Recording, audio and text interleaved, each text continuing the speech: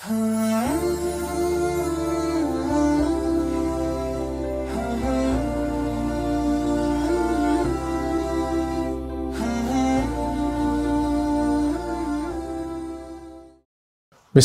velhamdülillah, vessalatu vesselamu ala rasulillah. Sүйікті бір туған, барыңыздардың тұтқан оразаңыздарда Аллах Тағалам кемшіліксіз қабыл қылсын. Бүгінгі сабағымыздың темасы байларға. Оға байларға арналады. Болғаны байларға. Қандай бай? Алар кімдер? Қантип байышты, аны немне қылып атышат? Дал ушул жөнүндө сөз болмокчу. Анда болуп өткөн окуяны жакшылап тыңдап, анан өзүңүз бир сабак чыгарып бир чечимге келесиз. Баарыбыз байбыз, алхамдулилла. Эки көз, эки кол, эки аяк, кулак, тил бүт баары жайында. Басып атабыз, кармап атабыз, угуп атабыз, көрүп атабыз. Алхамдулилла, баары жайында. Аллахка шүгүр деш керек. Бирок азыр мен сүйлөп бере турган окуя бул капиталдык, финансылык жактан бай болуп, бирок эмдиги чекти битирлик кылып, сараңдык кылып, зекетин бербей, жардам колун сунбай, кедей жардыга жардам кылбай, текеберленген байларга арналмакчы. Бир дарыгер мындай дейт: أن هناك تاجر من دمشق عاش في بلاد الغربة حوالي 30 سنة. Дамасктан мен таныган бир чоң содагер алыскы бир чыгыш өлкөлөрүнүн ичинен бир шаарда 30 жылдай жашап калды. Дамаскта анын өзүнүн бир жакшы жардамчысы бар эле. Бүт бардык мүлкүн, байлыгын, жерин ага табыштап, анан 30 жыл бою тапкан байлык акчасын анын наамына, атына банктан салып, мага ушундай бир үй салгын, эч жерде болбосун, эч кимде таптакыр катталбай турган мыкты үй сал деди. Барын макулдеп баштап, فاحتوى على ملاعب للخيل. Таскактаган күлүк аттарды айландырып ойнотуучу атайын бир орун. مسامع للصيف والشتاء. Жайында өзүнчө, кышында өзүнчө сүзө турган бассейндер.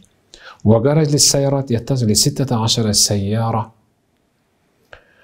16 машина бирдей бата турган, эң мыкты акыркы үлгүдөгү, акыркы моделдеги машиналар бата турган гараж.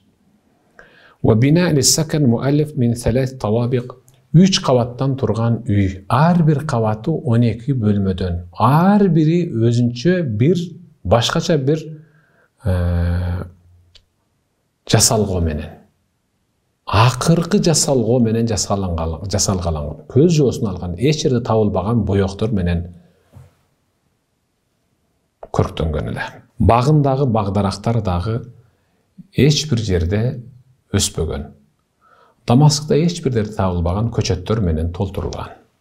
Ар бир бөлмөнү жасап жатканда да, жасап бүткөндөн кийин, үйдү толук жасап бүткөндөн кийин, алды аркасынан, үстүнөн, жан жака белинен сүрөткө тартып, анан ошол Европадагы бир өзүнүн баягы ошо досуна салып бүттү деп отчет берди.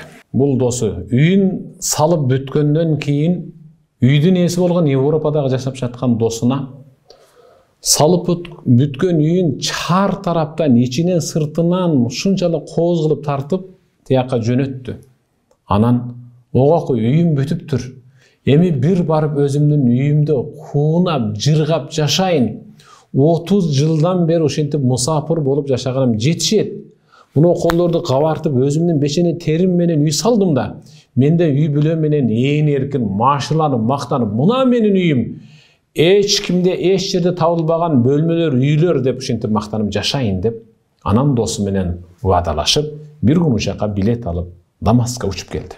Достору, үй бүлөсү күтүп алды. Мен өз көзүм менен өзүмдүн хан сарайымды көргүм келет. Азыр, албетте азыр түз барышыбыз керек. Барып мейман канада эс алып эмес, азыр мен түз барышым керек деп, анан үй бүлөсүнүн, досторунун, ой, бир аз эс алып анан барбайсыңбы деген ойбойуна койбой барышты. فذهب به حتى وصل إلى قصره. Ошентип аземдүү машиналар менен өзүнүн хан сарайына келип токтоду. وإذا بسور حجري أنيق يحيط بالقصر من الخارج. Сыртта көз жоосун алган мрамор, ак, көк жана башка өңдөгү мраморлар менен капталган бийик дубал хан сарайды орап туруптур. فأوقف سيارته على باب القصر. Түз эле хан сарайдын эң чоң дарбазасына келип токтоду. ونزل من السيارة ونزل أهله من سياراتهم. Үй бүлөсү менен темир тулпар болгон унадан түшүп, эшикке тиктеди. Дарбазанын башына көз салды. Бирок негедир көргөн көзүнө ишенбей, көпкө чейин тигилип, түшүнбөй турду. Ал жерде «Әл-мулку лиллах» деген жазуу бар эле. Байлыктын баары, падышалык баары Аллахка гана таандык деген жазуу бар эле. Жазууга тигилип, көпкө тиктеп туруп, үй салган досуна муну эмне болгон жазуу? Муну ким жазды? Деп жактырбагансып жийиркенген абалда суроо узатты. Досум, هذه عبارة إيمانية وحقيقية. Бул адам баласынын ыйманын тереңдетип, жүрөктөгү ыйманды оргуштатып толтура турган эң мыкты ыйманий сөз. Падышалык да, байлык да, бийлик да Аллахка гана таандык деген чыксаң кирсең, ушуну окуп, кайра кайталап турсаң жакшы болот болсо керек деп жаздырттым. Өтө кымбат, деди. فقال التاجر باستغراب. Хан сарай ээси болгон бул соодагер, «Әл-мулку лиллах». Байлык Аллахтыкы дейсиңби? Кайсы байлык Аллахтыкы? Бул хан сарай менин муну колум кабарып тапкандан кийинки мен жөнөткөн акчага салынып жатса, эмнеге анан кийин бул Аллахтыкы болуп калат? Бул акча меники бул. Бул үй меники. Аллахтыкы эмес, бул меники. Досум, акылыңдан аздыңбы? Түшүр тиги жазууну. Мен андай жазууну ал жерде көргүм келбейт. Менин атымды унуттуңбу? Бул үй паланчынын үйү, бул хан сарай баланчынын хан сарайы деп эле жазып кой. Акыңды берем, түшүр тигини, деп аябай албууттанып ачуусун келтирди. Анан, макул досум, түшүрсө түшүрөлү, бирок азыр эмес. Ал аябай оор. Аны бир канча кызматкерлерин жардам менен түшүрүп, анан сенин атың жазарбыз, азырынча туруп турсун, деп аны аркасын таптап ачуусун басканга аракет кылышты. Кантип мен өзүм тапкан акчам Аллахтыкы болуп калат. Кантип мен өзүм жыйнаган байлык Аллахтыкы болуп калат, деди. Акылдуу досу, досум, кечиресиң, өтө оор сүйлөп койдуң окшойт. Сен тапкан акча мындай турсун, сен дагы Аллахка таандыксың, досум. Абайлап сүйлө, тилиңден тайба, аягынан тайган турушу мүмкүн, бирок тилинен тайган турбай калат, досум, десе албууттанып, мага акыл өйрөтпөй өзүңдү билгин. Сен болгону менин кызматкеримсиң. Мен өзүмдүн хан сарайыма ээн эркин кирип чыгышым керек. Ушул жазуунун ордунда баланчынын хан сарайы деп менин атым жазылыш керек, деп эми гана дарбазанын туткасын карап ачайын дегенде солк этип эстен танып чыгылды. Ызычууга түшүп, ары көтөрүштү, бери көтөрүштү, жөн гана жерге ташталган бир материалдай болуп оролуп жатты. Tez yardam çakırıldı. Damask'tagı eң çoң oorukhanага alып barıp tekşerişti. Жыйынтыгы шал оорусуна кабылган. Дарыгерден дарыгер, врачтан врач, профессор, докторлор келип tekşerişip дагы колубуздан келбейт деп ийнен кушурушту. Ошентип эч кандай жыйынтык чыкпаган соң, анан bir gün мен досу катары кайрадан зыяратка кирдим. Сол жаткан досумдун бөлмөсүнө кирип, тамырын кармап, бешенесинен сылап, Фатихан окуп дем салып, дем салган сууну ичирип, денелерин сүртүп, 1-2 күн ичинде көзүн ачып, мени таанып, анан абалың жакшыбы десем көзү менен гана жакшы дегендей кылды. Улам сүйлөөгө аракет кылып, мындай кобуранат, бирок үн чыкпайт. Акырындык менен ошентип жүрүп, акыры сүйлөдү. Акыры аягына тургуздук. Туруп эле мен өзүмдүн үйүмө барышым керек деди. Кайра алып келдик. Кайрадан жыгылып түштү. Кайра алып келдик. Ошентип анан мен досумдун балдарына, эгерде атаңардын оңолуусун кааласаңар, анда атаңардын атынан, атаңар жыйнаган байлыктан кайрымдуулук чыгарып, жетим жесирлерди жоктогула дедим. Мен айткандай кылышты. Карыя кемпир чалдарды, жетим жесир, карыздар, жарды, кедейлердин баарын жоктошту. Аллахтын кудурети менен Пайгамбарыбыз Мухаммад саллаллаху алейхи ва салламдын хадисинде таянып, "Дәву мардакум бис-садака." Оорулууңарды кайрымдуулук кылуу менен даарылап айыктыргыла деген хадиси чын экенин өз көздөрү менен көрүшүп, алар кайрымдуулук кылып келгенден дароо аягына туруп басып калды. Анан мага, "Досум, мен өзүмдүн үйүмө киришим керек, өзүмдүн хан сарайыма кирип жашашым керек, бирок сенден бир эле өтүнүч, жазууну алмаштыр" деп туруп алды.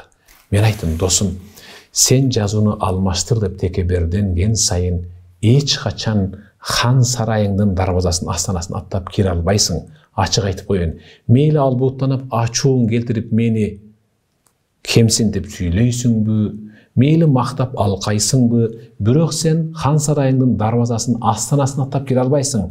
Ал-мулку лилла, падышалык жана байлык Аллахка гана таандык.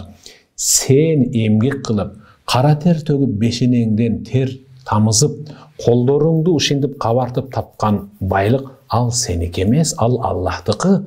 Сага Аллах бергендиги үчүн байып атасың, бербесе сен байымак эмессиң" десем да акылына кирбеди.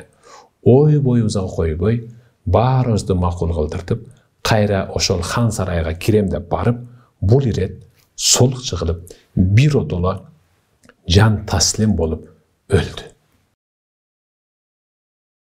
Тирүүлүгүндө өзүнүн тапкан акчасынан салынган хан сарайына кире албаган инсан бул бай, эми ахиретте кайсыл бейишине кирет деп ишенесиз? Өзүнүн тапкан акчасына салган хан сарайынын мүрзөсүнө көтөрүп кете албаган бул бай биздин байларга сабак болот деген үмүттү айтып атам. Кагылайын байлар. Ооба, байлык силердики, эч ким силерден талашпайт. Бирок эч кур десе ыйык Рамадан айда бир жетимди кепилдикке алып, бир жесирдин көзүнөн аккан жашын токтотконго сиздин чамаңыз жетет да. Карыздар болгон адамдын карызын төлөп койгонго, үйүнүн чатыры тешилип, жааган жаандан улам, шыбынан бөлмөсүнө тамчы тамчалаган бир баякуштун үйүнүн чатырын жапканга сиздин кудуретиңиз жетет да. Мен bir söz aytқым келет. Limanil mulk. Allah limanil mulk. Бүгін байлық, падышалық кимге таандык деп сурайт. Лиллахил вахидил қаххар. Жалғыз Аллах үчүн гана деп. Жалғыз Аллах үчүн гана. Мен дагы, сиз дагы баарыбыз Аллах үчүн ганабыз. Биздин тапкан байлыгыбыз бүт баары Аллах үчүнбүз.